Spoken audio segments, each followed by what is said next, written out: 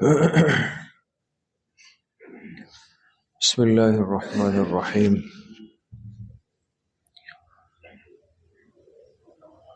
باب لا يزني الزاني وهو مؤمن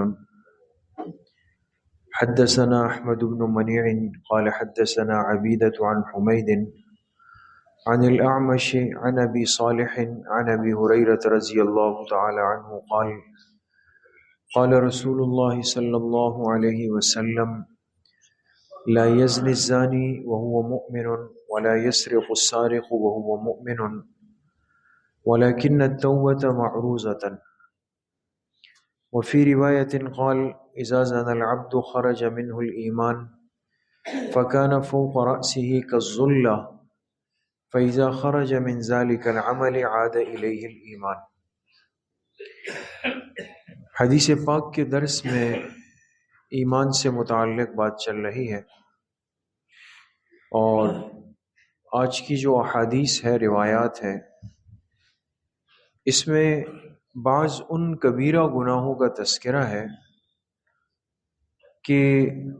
جن کے ارتکاب سے اور جن کے کرنے سے اللہ پاک اتنا ناراض ہو جاتے ہیں کہ فرمایا کہ ان گناہوں کا کرنے والا وہ مومن نہیں رہتا اور ایمان اس سے نکل جاتا ہے۔ حالانکہ یہ بات یاد رکھیں کہ گناہ چاہے کتنا بھی بڑا ہو، کتنا بھی بڑا گناہ ہو، لیکن کفر کی حد میں نہ گیا ہو، شرک کی حد میں نہ گیا ہو، تو چاہے وہ گناہ خود کتنا بھی بڑا ہو، اس کی وجہ سے انسان گناہگار ہو جاتا ہے، فاسق ہو جاتا ہے، فاجر ہو جاتا ہے، نافرمان کہلاتا ہے، لیکن وہ کافر نہیں بنے گا، ایمان اس سے نہیں لیا جائے گا۔ لیکن یہ جو روایات آج ہیں، اس میں بعض ان گناہوں کا تذکرہ ہے، فرمائے ان کا ارتکاب کرنے والا گویا وہ مومن ہی نہیں رہتا۔ تو دو روایتیں ہیں، دونوں حضرت ابو ہریرہ رضی اللہ عنہ سے ہیں کہ جناب رسول اللہ صلی اللہ علیہ وسلم نے ارشاد فرمایا لا یزنی الزانی وہو مؤمن، بدکاری کرنے والا یعنی زنا کرنے والا جب بدکاری کرتا ہے تو وہ مومن نہیں رہتا۔ ولا یسرق السارق وہو مؤمن، چوری کرنے والا جب چوری کرتا ہے تو وہ مومن نہیں رہتا۔ لیکن التوبۃ معروضۃ، لیکن اس پر توبہ پیش کی جاتی رہے گی، یعنی توبے کا دروازہ اس کا بند نہیں ہوگا، توبہ کر سکتا ہے۔ دوسری روایت میں بھی آپ علیہ الصلوۃ والسلام نے فرمایا اذا زنى العبد، جب کوئی بندہ بدکاری زنا کر لے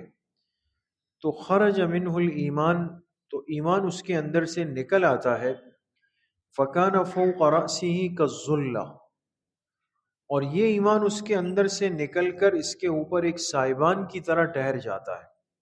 سائبان سمجھتے ہیں نا، ایک چھپر کی طرح، جیسے چھتری ہوتی ہے، تو اندر سے ایمان نکل کے سر کے اوپر آ جاتا ہے سائبان کی طرح۔ فَإِذَا خَرَجَ مِنْ ذَلِكَ الْعَمَلِ، اور جب یہ بندہ اس گناہ کے عمل سے فارغ ہو جاتا ہے، بدکاری کر لیتا ہے نعوذ باللہ، تو عاد الیہ الایمان، تب یہ ایمان جو اس کے سر کے اوپر ہوتا ہے یہ دوبارہ لوٹ کے اس کے جسم میں آ جاتا ہے۔ تو ان دونوں روایات میں اللہ کے پاک پیغمبر جناب رسول اللہ صلی اللہ علیہ وسلم نے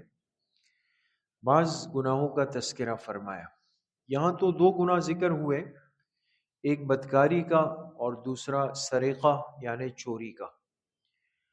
اور جو روایت مشکات المصابیح میں ہے اس میں نہبہ بھی ہے، یعنی جو آدمی ڈاکہ ڈالتا ہے، تو فرمایا ڈاکہ ڈالنے والا جب ڈاکہ ڈالتا ہے تو یہ بھی مومن نہیں رہتا۔ بہرحال یہ کبیرہ گناہ ہے، یعنی بڑے بڑے گناہ ہیں، اور اتنے بدترین گناہ ہیں، اتنے خطرناک اور عبرتناک گناہ ہے کہ حدیث کے ظاہری الفاظ کو اگر ہم قبول کریں گے، اس کو لیں گے، تو اس کے اعتبار سے تو لا فرمایا کہ یہ بندہ مومن نہیں رہے گا۔ بدکاری کرنے والا یہ مومن نہیں رہے گا، چوری کرنے والا مومن نہیں رہے گا، ڈاکہ ڈالنے والا وہ مومن نہیں رہے گا۔ تو آج اگر ہم اپنے اوپر، اپنے ماحول اور معاشرے پر غور کریں تو واضح طور پر یہ چیز نظر آتی ہے، محسوس ہوتی ہے کہ دن بدن گناہوں کے کرنے پر جرأت بڑھتی چلی جا رہی، اور گناہ کرنے پر جو پہلے ایک انسان کو شرمندگی، ایک ندامت محسوس ہوتی تھی، وہ احساس کم ہوتے ہوتے ہوتے بالآخر اختتام کی طرف جا رہا ہے، اس لیے کہ ایسا ایک ماحول بنا دیا گیا، ایسی ایک ترتیب بنا دی گئی، ایسی باتیں عام کر دی گئی کہ انسان کا ذہن آج یہ بن گیا کہ بھئی جس چیز کی ضرورت ہے وہ انسان پورا کر لے، مجبوری ہے بس اس کو پورا کر لیا جائے۔ اس لیے ہم اس چیز پر غور نہیں کرتے کہ کتنی ایک پری پلاننگ کے ساتھ بعض چیزیں مسلسل موضوع بحث بن چکی ہیں۔ ہر محفل کا، ہر مجلس کا، ہر بات چیت کا موضوع جو ہے وہ یہ گناہ ہے جو ہمارے ماحول اور معاشرے کے اندر وہ رائج ہو چکے، اس کے بارے میں سوال ہوتا ہے تو جواب دینے والا اپنی صفائی اس طرح پیش کرتا ہے کہ جی میں تو میڈیکلی پوائنٹ آف ویو سے آپ کو جواب دوں گا، اپنی شریعت کیا کہتی ہے وہ ایک الگ بات ہو جائے گی۔ مقصد یہ کہ وہ اس پہلو کو الگ کر دیتے ہیں تو انسان غور سے سننے لگ جاتا ہے کہ جی اب کیا کہنے لگے آپ۔ تو وہ کہتے ہیں اگر آپ میڈیکل کے اس سے دیکھیں گے تو اس میں کوئی حرج نہیں ہے، کوئی گناہ نہیں ہے، گناہ نہیں، کوئی حرج نہیں ہے، کوئی نقصان نہیں ہے، کوئی اس کے سائیڈ ایفیکٹس نہیں ہے، کچھ بھی نہیں ہے، یہ ہے وہ ہے، بلکہ بعض دفعہ خدا نخواستہ اس کے کچھ فوائد بھی بتا دیے جاتے ہیں۔ اب جو ذہن آج تک ایک تربیت کا بڑوں کی طرف سے بنا ہوا تھا کہ ایک غلط کام کرنے کا یہ نقصان ہے، یہ نقصان ہے، یہ نقصان ہے، اب آج اگر کہا جائے کہ جی وہ تو ساری باتیں غلط تھی، اب ریسرچ اور تحقیق کہتی ہے کہ اس کا کچھ بھی نہیں ہے، نقصان ہی نہیں ہے، تو نوجوان اس پر تو مطمئن ہو جاتا ہے کہ چلے جی اس کا کوئی میڈیکلی اور سائنسی اور جسمانی نقصان تو نہیں رہا، اس سے کوئی نقصان نہیں ہوگا۔ رہ جاتی ہے بات شریعت کی، فتوے کی اور اسلام کی اور دین کی، تو کہتے ہیں ٹھیک ہے ابھی تو عمر ہے، کافی وقت بچا ہے، توبے کا دروازہ اللہ نے کھولا ہوا ہے، جب بھی موقع ملے گا جا کے 60 70 80 سال میں تب جا کے توبہ کر لیں گے، بیٹھ جائیں گے مسجد کے اندر۔ میرا عرض کرنے کا مقصد یہ ہے کہ ہم اپنی گزری ہوئی زندگی پر 10 سال پیچھے جائیں اور موجودہ صورتحال پر آئے تو آپ کو ایک واضح اور نمایاں فرق محسوس ہوگا کہ گناہوں میں اور نافرمانی کے اندر جو پہلے ایک جھجک تھی اور بڑوں کی طرف سے بچوں کی ایک تربیت تھی، ان کی ایک ذہن سازی تھی، وہ بالکل اختتام کی طرف آ چکی۔ حالانکہ یہ گناہ کتنے ہولناک اور کتنے خطرناک ہے، ساری چیزوں سے پہلے ہمیں تو اپنے دین اور آخرت کو دیکھنا ہے۔ ایک چیز جسمانی نقصان کر رہی ہے وہ بھی منع ہے، شریعت اس کو بھی منع کرتی ہے، لیکن چلے اگر جسمانی نقصان خدا نخواستہ کسی کو کسی عمل سے ہوا تو کیا ہوگا بھائی، زندگی ختم ہو جائے گی، موت آ جائے گی، ہے نا؟ تو موت تو ہے، اس سے تو کوئی انکار نہیں، لیکن اگر خدا نخواستہ ایسے گناہوں میں ابتلا ہوا کہ جس کا اثر ایمان پر پڑا اور یہ بندہ دنیا سے جاتے ہوئے بغیر ایمان کے گیا، تو موت اور موت بغیر ایمان کے یہ کتنی بڑی مصیبت ہے، یہ ہر ایک سمجھ سکتا ہے کہ ہمیشہ ہمیشہ کی جہنم۔ اس لیے میرے عزیزوں، دوستوں، بزرگوں، آج بے حیائی کے فتنے عام کر دیے گئے، ہر چیز میں ایک بے حیائی کا عنصر ڈال دیا گیا، گناہوں تک رسائی آسان کر دی گئی اور غلط رہنمائی کرنے والے لوگ بیدار کر کے ان کو آگے رکھ دیا گیا،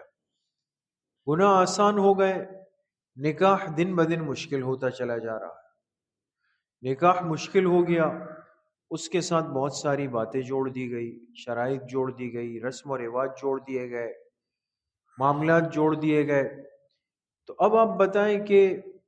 ایسے گناہوں کے ماحول میں رہتے ہوئے یہ بچے، یہ نوجوان کیسے محفوظ رہیں گے؟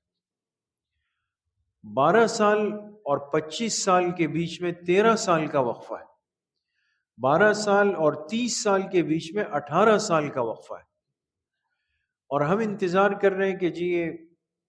تھوڑا سا اپنے پیروں پہ کھڑا ہو جائے، تھوڑا سا کچھ بنا لے اور کچھ سمجھ لے، دکان سنبھال لے، کام سنبھال لے۔ وہ کچھ سنبھالے نہ سنبھالے، پیروں پہ کھڑا ہو نہ ہو، لیکن یہ کہ دین اپنا ایمان نہیں سنبھال سکے گا، وہ اس کے ہاتھ سے نکل چکا ہوگا، گناہ عام ہو جائیں گے، بدکاری اور اللہ پاک کی نافرمانی یہ دن بدن مزاج کا حصہ بن جائے گی، اور پھر چاہے نکاح ہو جائے، لیکن یاد رکھیں کہ جب ایک دفعہ گناہ کی لت اور گناہ کی عادت پڑ جائے تو پھر وہ نکاح سنت بھی ایسے نوجوان کو قابو اور کنٹرول نہیں کر سکتا۔ 20 یوم مثالیں اور واقعات اس کے ہمارے پاس موجود ہیں۔ اس لیے میرے عزیزوں، دوستوں، بزرگوں، بہت ہی زیادہ فکر مند ہونے کی ضرورت ہے۔ ہم نے یہ چیزیں آسان تو کر دی، ہر ایک کو ہاتھ میں دے دی۔ والد یہاں بیٹھ کے موبائل دیکھ رہے ہیں، والدہ یہاں دیکھ رہی ہے، بیٹی وہاں دیکھ رہی ہے، بیٹا وہاں دیکھ رہا ہے۔ جو چھوٹے گھر کے چوزے ہیں، پوتے موتے نواسے، ان کو الگ چیزیں دے دیں، ابھی آپ بھی ذرا کچھ دیکھ لیں، وہ بھی دیکھ رہے ہوتے ہیں۔ تو اب سب اپنے اپنے اس کے اندر مشغول ہیں، نہ اس کے پاس وقت، نہ اس کے پاس وقت ہے۔ اب یہ بچے کیا دیکھ رہے ہیں، یہ کیا کر رہے ہیں، اور کن کن چیزوں تک ان کی رسائی ہو رہی ہے، ہمیں اس کی سر منہ پرواہ نہیں ہے دوستو، اتنی سی پرواہ بھی اس کی نہیں۔ اور ہم کہتے ہیں اچھا ہے، تھوڑا سا ذرا کانفیڈنس بڑھے، تھوڑا سا اعتماد پیدا ہو، یہ اپنی شاید جو ہے وہ ایجوکیشن کی چیزیں اس میں دیکھ رہے، تعلیمی مواد اس میں دیکھ رہے، تعلیم اس میں سیکھی جائے گی، اس میں سے کوئی امتحان کی تیاری کرے گا اس موبائل سے، اس سے سوائے گناہ کے سیکھنے اور گناہ کی تیاریوں کے اور کچھ بھی نہیں بچا۔ تو اس لیے میرے عزیزوں، دوستوں، بزرگوں، یہ کوئی کمال بھی نہیں، اس نے بہت زیادہ نقصان اس چیز نے پہنچا دیا، ہمارے تعلیمی ڈھانچے کو بھی نقصان پہنچا دیا، ہمارے اسلامی معاشرے کو ناقابل تلافی نقصان اس نے پہنچا دیا، اور جسمانی صحت، دماغی صلاحیتیں بالکل زیرو لیول پہ آ کے کھڑی ہو چکی۔ اب وہ بچے ہیں، نوجوان ہوتے ہیں، ان کو ایک لائن سبق قاری صاحب دیتے ہیں، وہ کہتے ہیں دماغ میں نہیں بیٹھ رہا، دماغ میں نہیں بیٹھ رہا۔ یہ بچے پہلے 1.5 سال میں، 2 سال میں پکے حافظ بنتے تھے، اب وہ بچہ صحیح چلتا ہے، جیسے ہی ہاتھ میں موبائل آئے، اگلے دن ماں باپ کہتے ہیں بچہ بہت تنگ کر رہا ہے، کہہ رہے میں مدرسے نہیں جاؤں گا، میں یہ نہیں کروں گا، پتہ نہیں کچھ ہو گیا ہے، کوئی جن آ گیا ہے۔ جن آ گیا نا، جن تو آپ نے دے دیا نا ہاتھ میں، اس سے بڑا جن کیا رہ گیا؟ تو بعض دفعہ بات سمجھ بھی آ رہی ہوتی ہے دوستوں، لیکن وہ والدین ایسے ہوتے ہیں سرپرست بڑی، انسان کیا بولے اب ان کو۔ تو اس لیے یہ چیزیں ایک ضرورت کے درجے کی چیز ہے۔ بچوں کو بچانے کے لیے ضروری ہے کہ بڑے خود اس میں احتیاط کریں۔ آپ اگر خود 24 گھنٹے بیٹھ کر ان چیزوں میں اشتغال کریں گے تو بچہ آپ سے پوچھے گا نہیں۔ پہلے ہوتا تھا کہ ضد کر رہا ہے لے لے، اب وہ خود پیسے جوڑ توڑ کر کے باہر سے لے آتا ہے، لا کے آپ کو بتاتا ہے کہ یہ میں نے لے لیا ہے یہاں، اور اس میں یہ فنکشنز ہے، یہ ورژن ہے، یہ چیزیں ہیں، یہ چیزیں ہیں، یہ چیزیں۔ معاملہ خطرناک رخ اختیار کر رہا ہے دوست،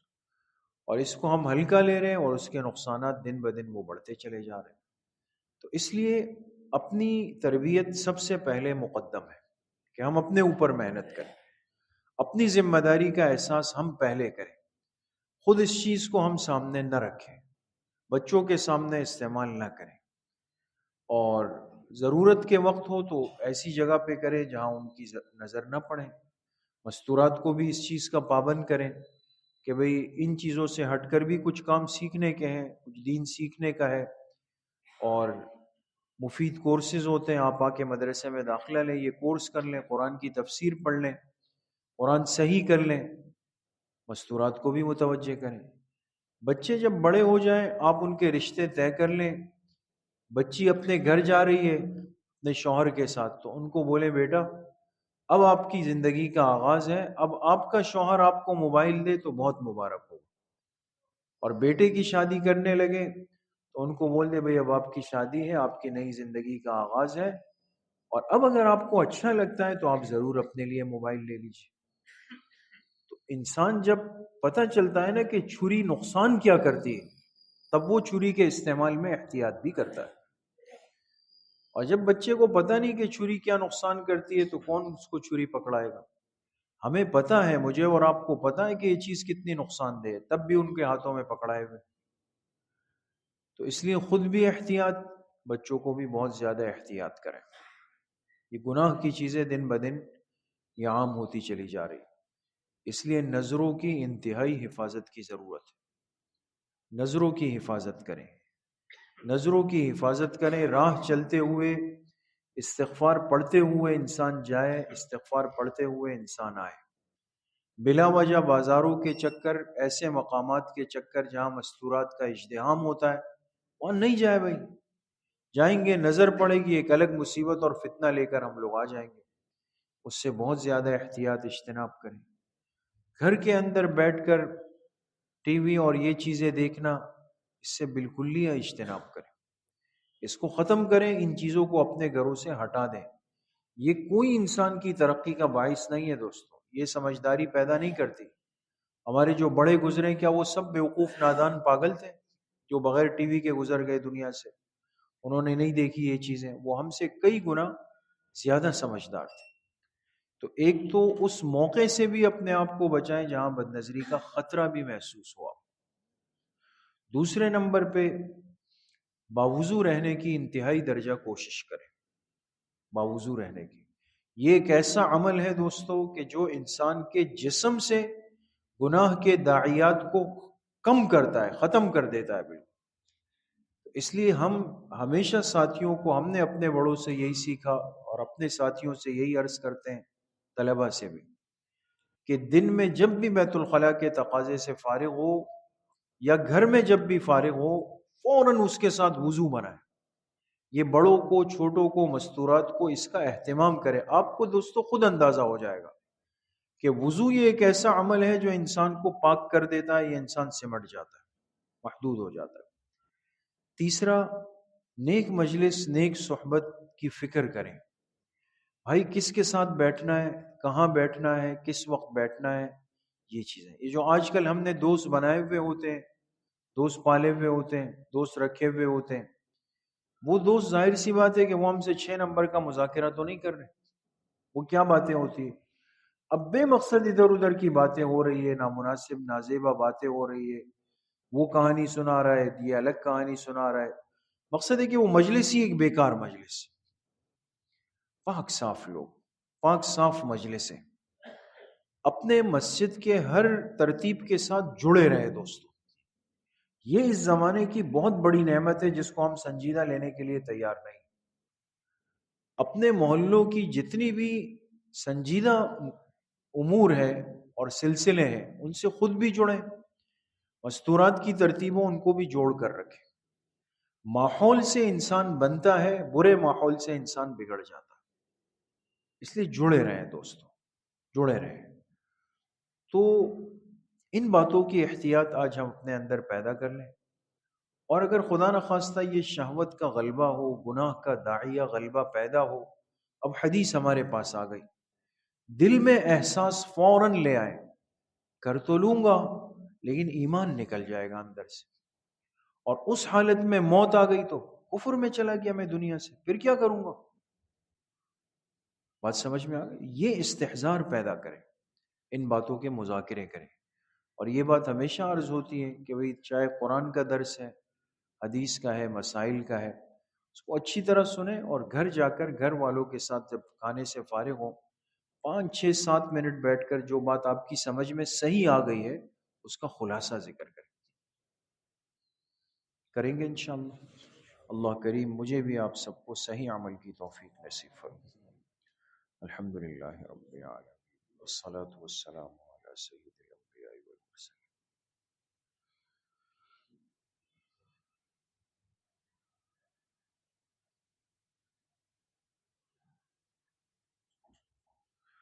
وصلی اللہ وسلم علی نبینا محمد وآلہ وصحبہ اجمعین برحمتہ۔